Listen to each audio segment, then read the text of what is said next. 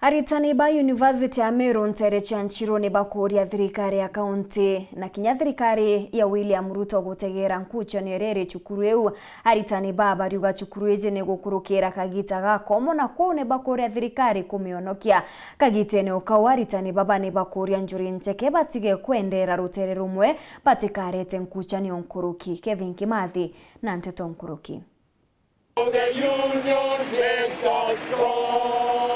Bao ni arimbo bamo ba Meru University NCHIRU baituritio ba KUURIA Bruna etio kinene thirikari ya county runguru wa Governor Faith Kawira Mwangaza thirikari nene runguru wa muyumbe otianeos daitari John Mutunga na ndoa nyinge mwanya ukumila mantu yarea bakuwa yatewe taboya burabo batishu kuru neje na mpoe muno mbere mathomo yangaratana kuo. Our Meru County political leaders from the MPs led by the area MP, Dr. Mutunga, our senator, our women rep, and even our governor, Governor Her Excellency Kawira Mwangaza, to take the issue of Meru University seriously. Meru University is the biggest institution in Meru County. It's the biggest institution of learning in Meru County. We want them to push for a solution to the question of Meru University. We want an audit to be done with regard to the management of finances in Meru University, with regard to hiring of staff in Meru University, and with regard to abuse of office. Na mantu yayo BAKUURIA ukumilwa tiate ni atongoria shukuru neje yaraba kuwa bora ya wita na mbere yatiko guna shukuru eje kinyani. Of late, the Vice Chancellor has decided to actually cut the contract period for these members of staff. He is now, instead of renewing these contracts, because they are always given 12 months, he has now started giving them 10 months, some 9 months, some 11 months, and of course some 12, those who are close to him, those who are his relatives, he's giving them 12 months. Students pay for field trips. From 2019, students have not gone for any academic field trip, yet they pay this money.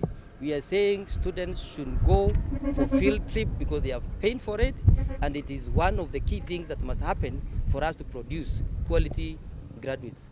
We are also saying that curriculums that were mutilated, they should be reversed to their original state. As I speak, this month of October alone, the council has attended 10 meetings, 9 physical, 1 online meeting. 6 of them in a hotel in Mombasa. All that time spending university money. This is happening at a time when the university cannot afford to finance teaching materials. Na ni ontu ya ruaria kuruba kanjwa NJURI kuringa nabo barethetia musemani ya mutongorio yo wa cukuru eje kiri kwariria mantu ya moya yao ibabaurite netio kinene buru kuimenyera muno tumiro burabo tibati kiri kurania cukuru eje Meru University. Vice Chancellor of Meru University today as we speak has invited the NCHEKE executive, more than 27 members of NCHEKE, pursuant to the regarding Gachagwa's comment on Meru University, in an effort to lure our esteemed NCHEKE into protecting Professor Romanas Odhiambo on the many illegalities, abuse of office, mismanagement of university resources, deterioration of quality, closure of town campus, and many other issues that the university is orchestrating in the university.